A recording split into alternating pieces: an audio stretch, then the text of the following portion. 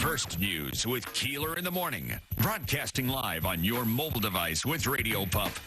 I do think that we have found ways to manage through political talk because I do think that we all have different opinions in this building or in this studio, the three of us. And we also realize, I think, that nobody wants to sit here and listen to us tell you how you should feel about your politics. I think I've learned that much, right? Mm-hmm. And just moments ago, as Andrew said, Manasseh and I had a heated discussion about politics. What did you say? The arms were a-flailing, Andrew. Yeah, I said I haven't seen that much arm waving since the last time I went to Pelletary Joe's.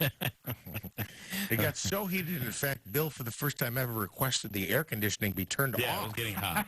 Well, I mean, it's a little ludicrous. It's January. I do like it a good 55 to 60 degrees, and I don't know, it just feels cold today. So, etiquette expert Sharon Schweitzer is just that. She is she's an etiquette expert who's warning people the next couple of days with the inauguration going on, with the president probably will still say that there's a steal going on with this election. You got to be very, very careful about what you say in the workplace. Is that right, Sharon?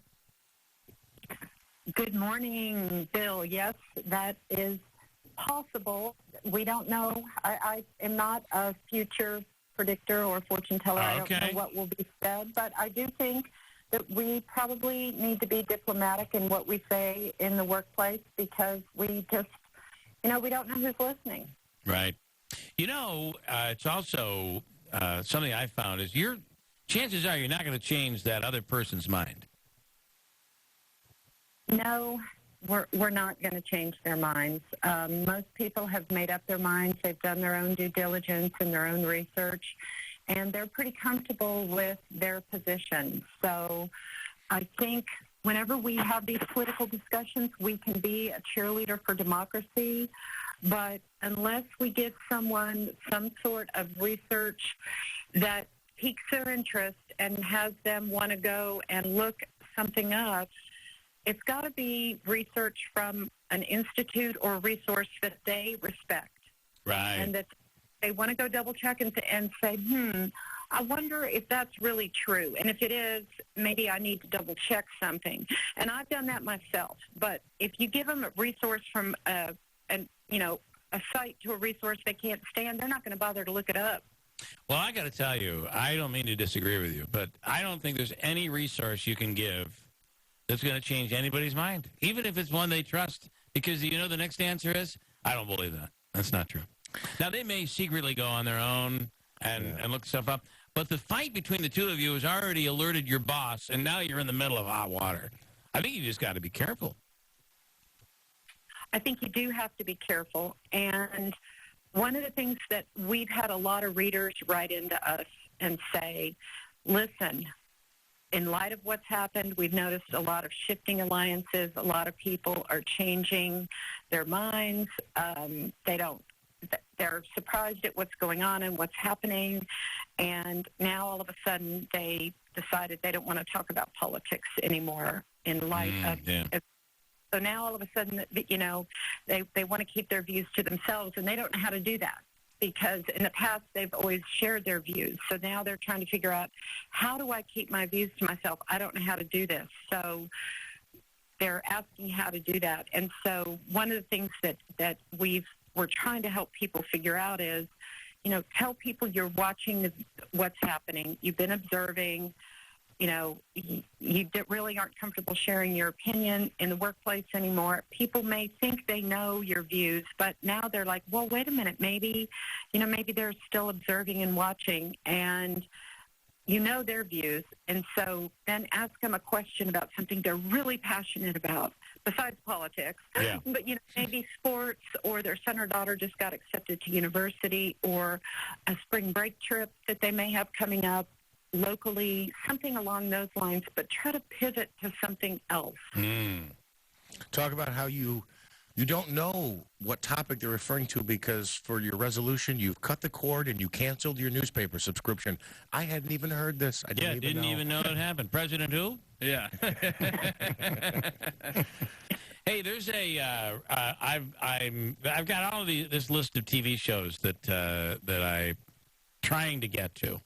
And one of them on the list we started to watch this week called Killing Eve, which is on I believe, the BBC. Have you ever seen it, Sharon? No, I have a long list of TV shows, but I am just writing this down called Killing Eve. Killing Eve. Yeah, it's a BBC show, and it's about this. It's about this.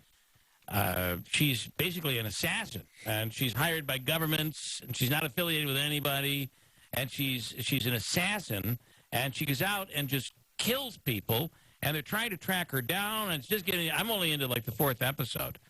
But write that down. And by the way, did you see how I did that? Bingo. We're not fighting about Trump anymore, are we? That's right. No, we're talking about killing people. That's what we're doing on TV. That's better. Killing Eve, if you want to check that out. That was, Bill, that was beautifully done because my undergrad is sociology with a minor in criminology. Oh. And so I watch so many assassin movies, and that is absolutely fascinating. In fact, after the show, I could text you a list of assassin movies. My husband's like, what are you watching now? What is all that noise? If I were your husband, I'd be worried, Susan, frankly. So, Sharon, you have a dark side. I like that. That's awesome. Yes, please do that. Let us know. And again, check this out. Killing Eve, it's one more thing to do in the middle of all of this craziness. So how do people follow you, Sharon, to get to some tips on what to do here? Well, they can go to my website, of course, SharonSchweitzer.com, but they can also go to my Instagram, which is Sharon Schweitzer. I'm not on TikTok. I'm not that cool yet, but I am on Instagram or Twitter, and I followed y'all this morning. I saw that, and thank you so much. I will do the same. So, Sharon, let's do this again. I appreciate it. I hope we all get through this week, and everything's just fine. Nobody gets fired. Yes, I hope so, too. Nobody wants to get fired. No. So I wish you, all of 3 of you there in the studio, and all of your listeners a very safe and wonderful week. Thank you so much. Thank you. Same to you. All right. Happy New Year. All right, Sharon. Thank you. That's Sharon Schweitzer, and I think she has a good plan. But deep down, she's into assassinations. Huh?